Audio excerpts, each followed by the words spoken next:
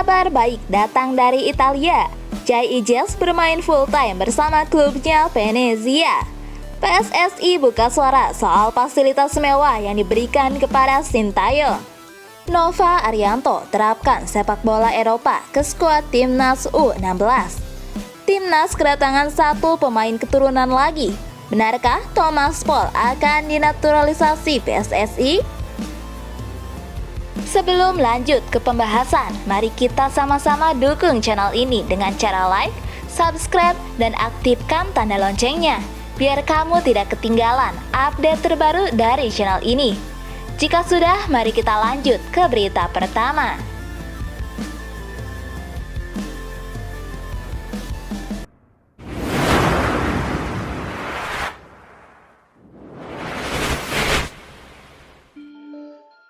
PSSI buka suara soal kabar fasilitas sekelas pejabat negara yang didapatkan oleh pelatih Timnas Indonesia Sintayong. Ya, anggota Komite Eksekutif PSSI, Endri Irawan mengatakan bahwa sudah seharusnya pihaknya memenuhi kebutuhan Sintayong selama menjadi nahkoda Timnas Indonesia. Sintayong telah melatih Timnas Indonesia sejak Januari 2020. Namun kontraknya bersama PSSI akan berakhir dalam hitungan bulan lagi atau pada Juni 2024. Kan sudah lama juga Sintayong di Indonesia, sudah 4 tahun. Jadi wajar saja kami di PSSI berusaha untuk memberikan segala kebutuhan Sintayong selama di Indonesia. Standar semuanya, ada rumah, kendaraan, hingga fasilitas lainnya, jelas Endri. Sebelumnya, Sintayong buka-bukaan dalam YouTube Dalsu Live yang tayang pada 16 Februari 2024 lalu mengenai pelayanan yang diterimanya dari PSSI. Sintayong mempunyai mobil pribadi yang dilengkapi dengan strobo dan pengawalan petugas keamanan sehingga bisa memecah kemacetan di ibu kota. Saya mempunyai mobil dan ada lampu strobo dengan nomor polisi kode negara. Jadi setiap saya berpergian akan ada suara bip bip bip. Tidak semua orang boleh menggunakan kendaraan negara, ucap Sintayong dinukil dari YouTube Dalsu Live. Saat ini Sintayong masih berada di Korea Selatan. Arsitek berusia 50 tahun itu diberikan kesempatan untuk pulang ke kampung halaman setelah memimpin Timnas Indonesia di Piala Asia 2023 Qatar. Sintayong bakal segera kembali ke Jakarta untuk mempersiapkan Timnas Indonesia di kualifikasi Piala Dunia 2026 zona Asia pada Maret 2024 dan Timnas U23 di Piala Asia U23 2024 pada 15 April sampai 3 Mei 2024. Nova Arianto bertekad terapkan sepak bola Eropa ke skuad Timnas U16. Ya, sebuah tekad diapungkan Nova Arianto ihwal tugasnya sebagai pelatih Timnas Indonesia U16.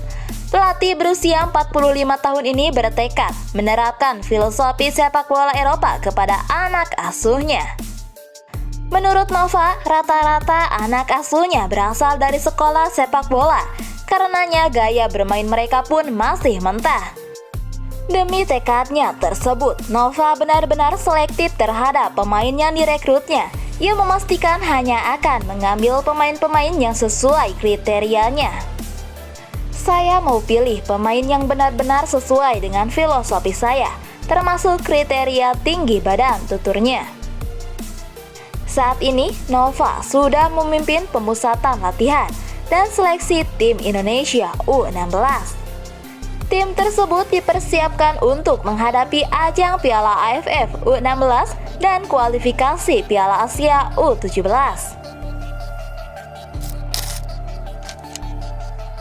Pemain SC Cambur, Thomas Paul jadi pemain naturalisasi selanjutnya di Timnas Indonesia. Pria berusia 21 tahun itu diketahui punya asal-usul yang cukup jelas. PSSI terus berburu pemain keturunan Indonesia di luar negeri. Belanda merupakan negara tujuan utama mengingat akar sejarah yang panjang dengan tanah air. Sejumlah pemain keturunan berdarah Belanda kini sudah memperkuat Timnas Indonesia. Mereka adalah Sean Patinama, Rafael Stuik, Justin Hubner, dan Ivar Jenner.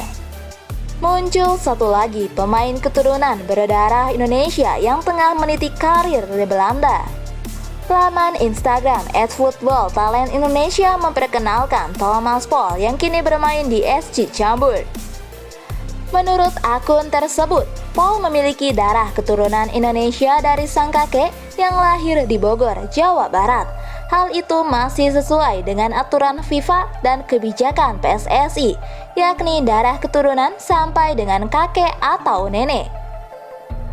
Paul sejatinya bermain untuk Almere City, namun ia tengah dipinjamkan ke SC Cambuur selama semusim untuk mendapatkan lebih banyak menit bermain.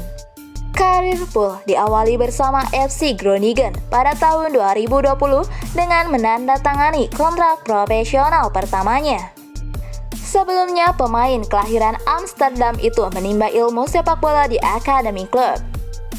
Pada Januari 2021, Paul dipinjamkan ke FC Dordrecht selama 6 bulan. Di sana ia sempat bermain selama 18 kali tanpa gol maupun assist.